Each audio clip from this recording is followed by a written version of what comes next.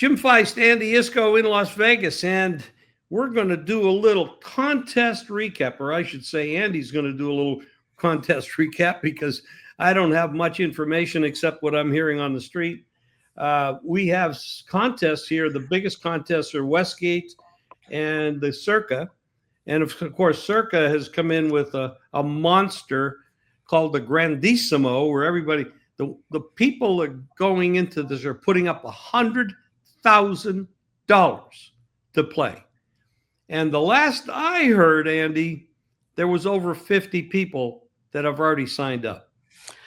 Yes, in fact, Derek Stevens, the owner of Circa and all their affiliated casinos, anyway, put up a guarantee. Didn't know how many people he would get in this year. He figured maybe a lot of poker players who are used to playing for big sums of money, and others who have big sums of money.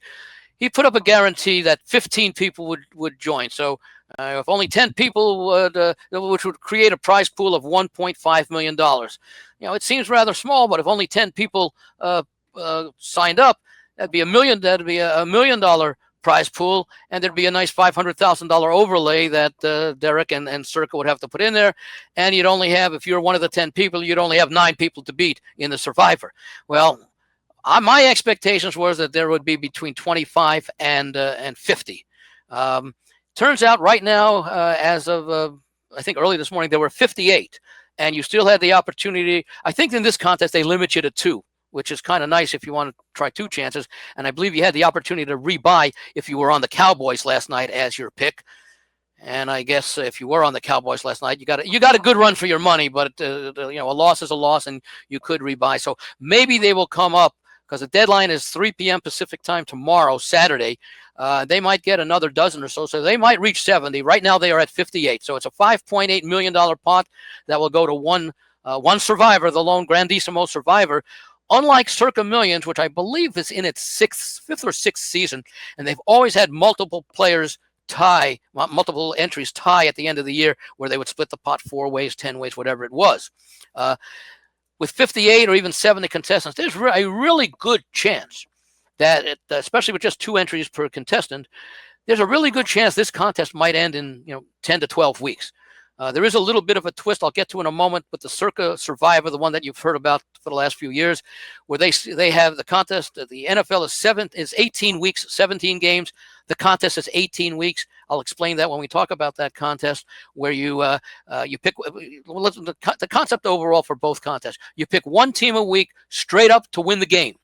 If they win, you advance to the next week. If you lose, you're eliminated. You can only use a team once. So if you were on the Eagles last night and they won, you cannot use the Eagles again all season. And the Thanksgiving week is divided into parts A and parts B. The 3 Thursday and the 1 Friday game, and then the rest of the schedule.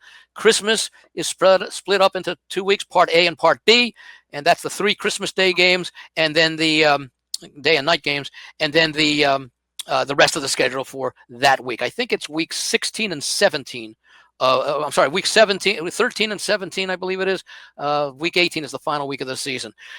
So in the Grandissimo, they do not have the Thanksgiving or the Christmas week feature. So those are strictly 18-week contests, 1 pick a week for 18 weeks. The good news is, you can look at it as good news or bad news. I'd say you get to use 18 of the 32 teams. That may be the bad news, that you have to use them and you can use only once. The good news is there are 14 teams that you don't have to use during the course of the season.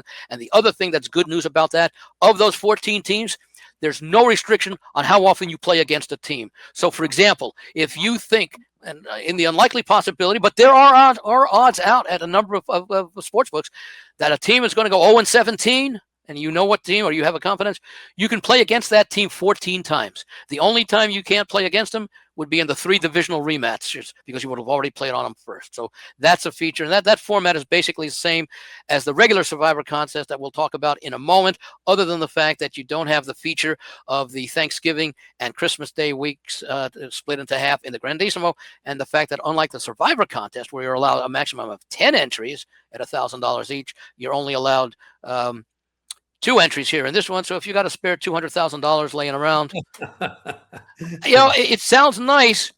Is it worth to spend $200,000 to win what I say, 5.8 million, or would 17 to 20,000 contestants at 1,000 with a chance to win between 17 and 20 million dollars.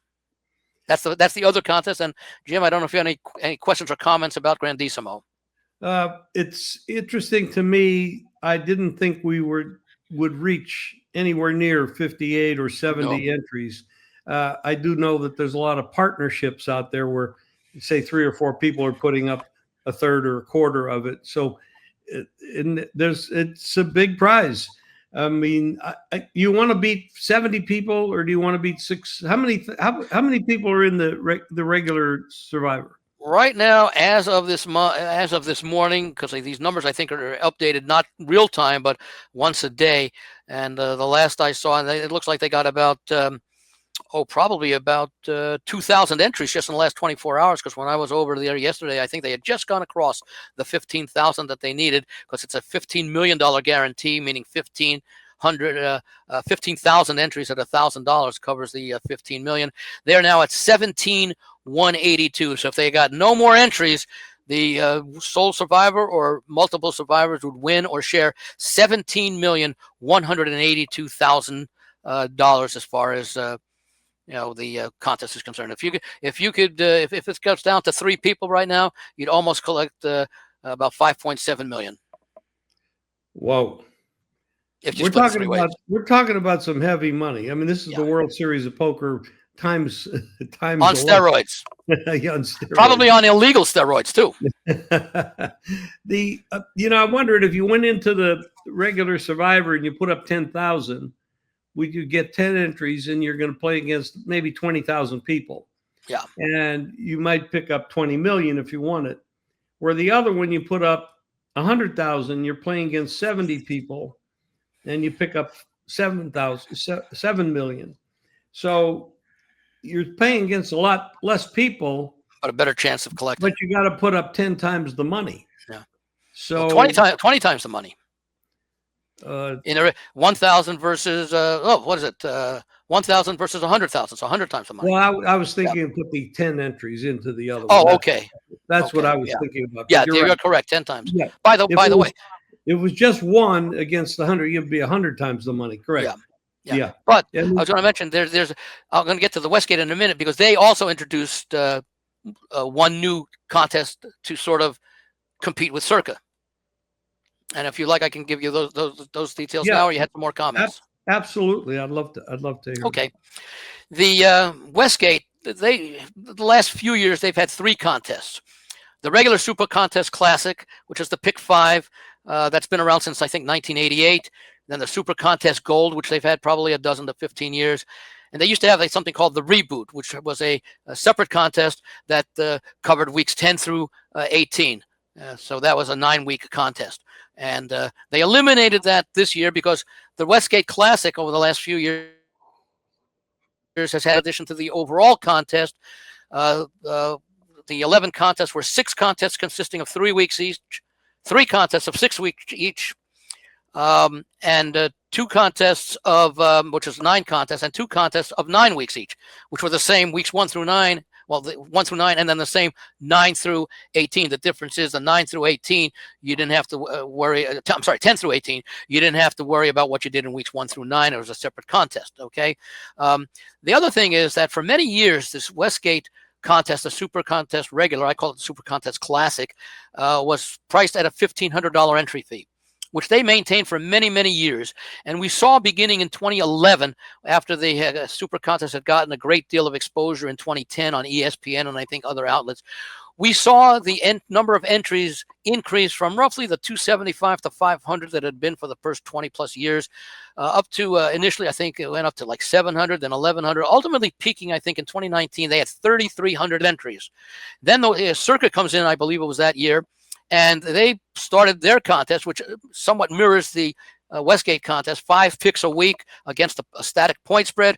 And of course, no limitation on the number of times you can use any team because it's always against the point spread as opposed to straight up. Circa really started to take off. I think they had like 2,000-3,000 entries, and the number of entries dropped at Westgate because of the $1,500 price point. So a lot of people said, you know what? I can get 3 entries at Circa at $1,000 each, rather than 2 entries at Westgate at $1,500 each. And so the Westgate saw a steady decline over the last several years from that 3,300 peak to where last year I think they had maybe about 1,100 entries. And of course, Circa last year had about 5,700, which was just shy of the 6,000 entries they needed to get their guarantee. Now, they also had their Super Contest Gold, which was kind of like a Survivor, but only to the extent that it's the same as a Super Contest Classic, same lines. You made 5 picks a week, but only the winner got paid the entire pot. So if there were 100 if there were 100 entries at $5,000 each, that's what, a $5 million prize pool, I believe, correct? It would be. So yeah, 5,000 times 100 would be that'd be 500,000, I guess. If my math is correct, I'm just doing it here quickly, but yeah, that would be correct because they had a little bit under that last year. But the thing is, you only had one chance to win. Okay, and I would always tell people, because I do proxying, I would always tell people that if you enter the gold, which is fine for 5,000, make sure you play the same entries. Buy another entry, whether it be 1,500 or 1,000, that the Westgate is now down to after several years of seeing the decline.